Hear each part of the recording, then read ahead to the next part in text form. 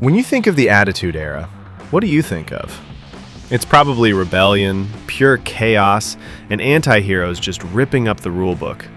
It's Stone Cold Steve Austin stunning his boss. It's D-Generation X invading WCW on a tank, and The Rock laying the smackdown on millions and millions of fans. The story we've all been told, the one written by the winners, is that it was this spontaneous explosion, a revolution born in the late 90s because they were desperate to win a TV war. But that story is a complete lie. The real blueprint for the most insane and profitable era in wrestling wasn't made in some boardroom in 1997. It was written 15 years earlier, in the craziest arenas and smokiest bars you've ever seen. It was created in a forgotten, gritty territory where wrestling was treated like a real sport, and realism was everything. This is the story of how a promotion you've probably never heard of, Mid-South Wrestling, wrote the playbook that would one day save the entire WWF. This is how Mid-South Wrestling really created the Attitude Era. To understand how a small territory created a global phenomenon, you have to meet the man who ran it with an iron fist, Cowboy Bill Watts.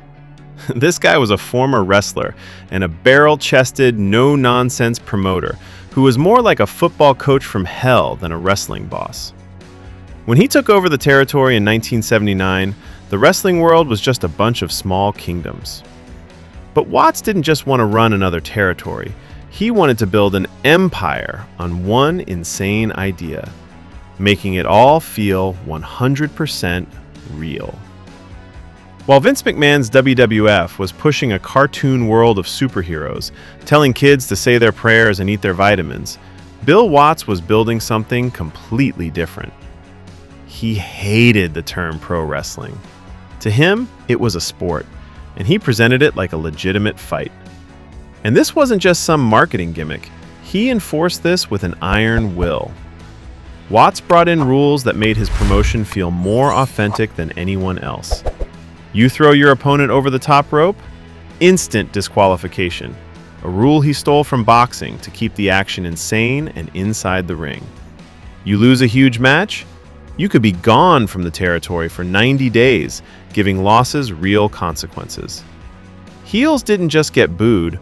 Watts would find them on TV for breaking rules, proving that this was a real sport where your actions mattered. The matches themselves were insane.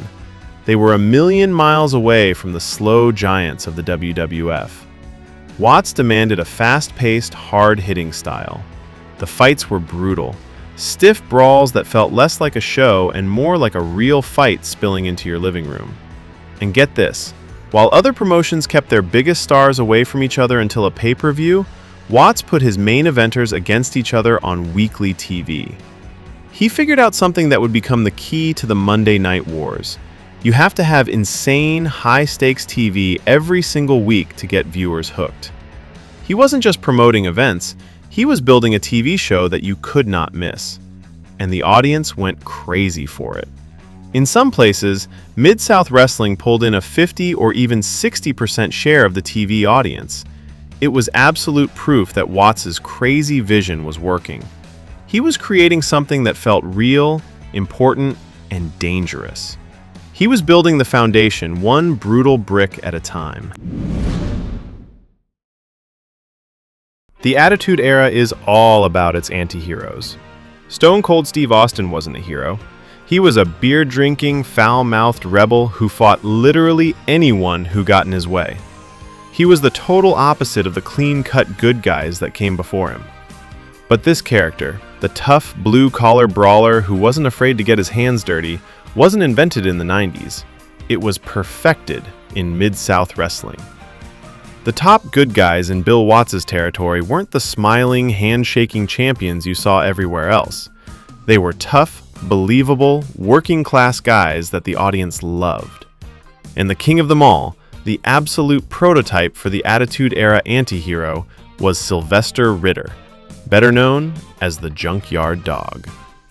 JYD wasn't some technical master, but he was an explosive, charismatic brawler the fans were obsessed with. He was the people's champion, a tough guy who felt 100% real.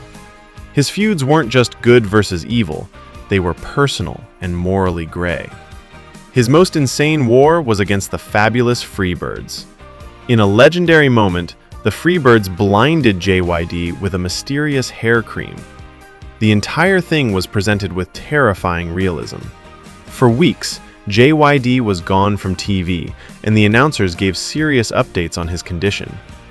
This wasn't a hero beating a silly gimmick. This was a man who had been viciously attacked and was now out for violent, justified revenge. The line between good and evil was totally blurred. JYD was out for blood, and thousands of fans were screaming for him to get it. Then there was Hacksaw Jim Duggan. Long before the "Whoo" and the 2x4 in the WWF, the Mid-South version of Duggan was an aggressive, raw brawler. Under Watts, Duggan learned how to give these intense, fiery promos that felt completely real. He was just a fighter. His brawls with the million-dollar man Ted DiBiase were pure chaos that set a tone of unpredictable violence. Duggan didn't win by being smarter, he won by being tougher and meaner. He was the guy you'd want in a bar fight, not the guy you'd want your kids to look up to. This is the DNA of Stone Cold Steve Austin. Austin himself said he was a massive fan of Mid-South, and you can see JYD and Duggan in his character. It was the Mid-South formula, just turned up to 1,000,000. The blue-collar rage, the not trusting authority, the willingness to fight anyone, anywhere. The legendary WrestleMania 13 moment with Bret Hart, where a blood-soaked Austin refused to quit and became a megastar, is a perfect Mid-South moment. Austin wasn't the good guy, but he was the guy the fans respected. He was a junkyard dog for a new generation. Monday Night Raw in the Attitude Era was called Crash TV.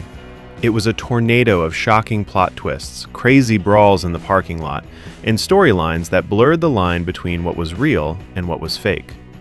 The show was built on cliffhangers, designed to be so insane that you couldn't miss a single second. It felt revolutionary.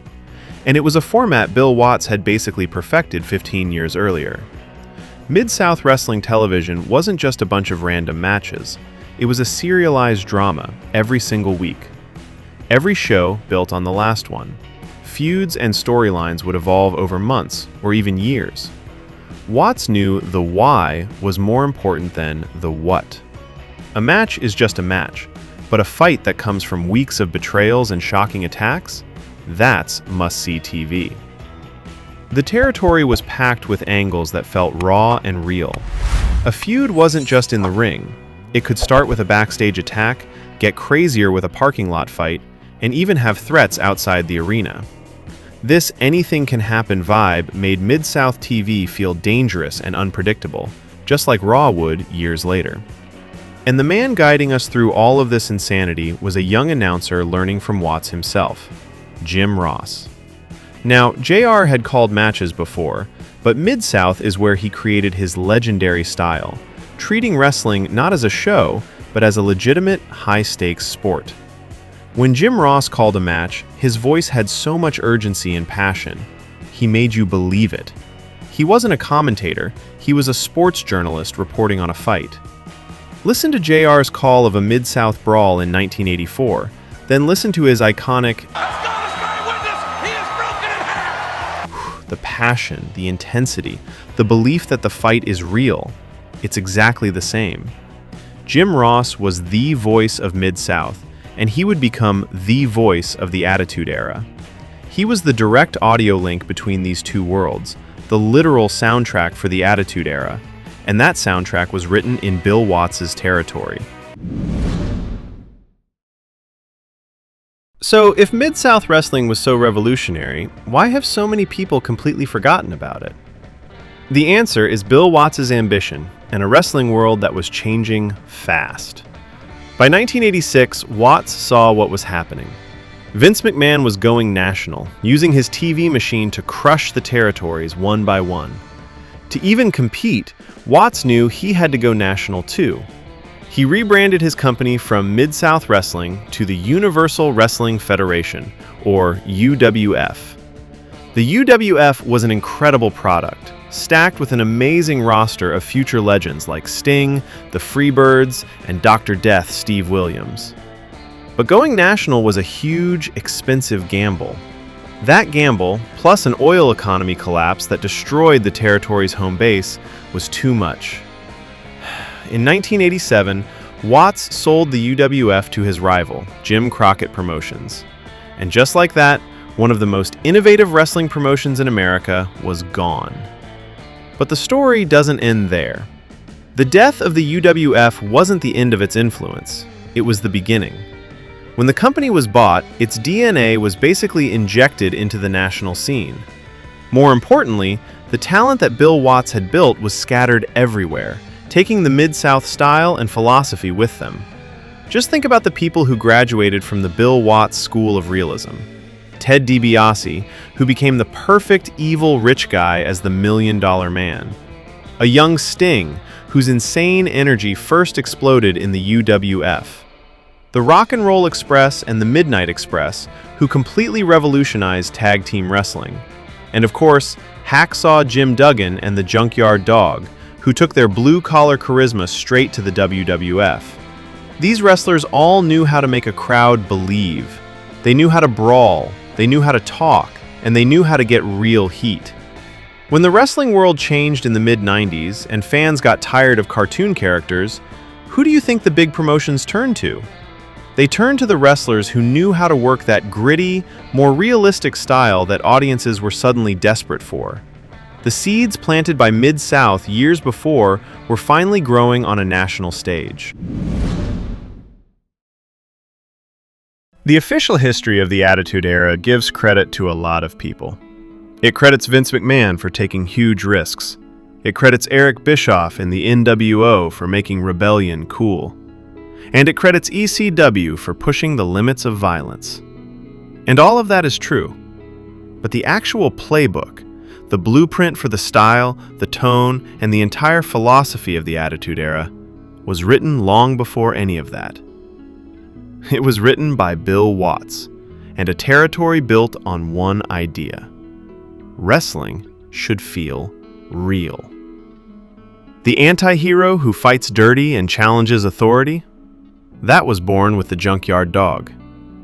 The episodic crash TV format with insane cliffhangers and wild brawls. That was just a normal week in Mid-South. The intense, sports-like commentary that treated the action like it was life or death? That was perfected by Jim Ross long before he ever sat at the Raw announce table. The Attitude Era wasn't some spontaneous revolution. It was an evolution. It was the rediscovery of a formula that had been proven to work years before. When the WWF was about to lose the war to WCW, it didn't invent a new way to do business. It looked back, whether they knew it or not, to a style that was grittier, more realistic, and way more compelling. It looked back to the principles of Mid-South wrestling. So the next time you see that classic clip of Stone Cold stunning his boss, remember where it all really came from. It didn't just start in 1997. It started in the heart of America, in a forgotten territory that, for a few incredible years, showed the world what wrestling could be. The Attitude Era may have perfected the formula, but every single ingredient was born in Mid-South. What other forgotten wrestling promotions or stars do you think deserve more credit? Let us know in the comments. And if you like this crazy trip through wrestling history, smash that subscribe button and hit the notification bell so you never miss another story.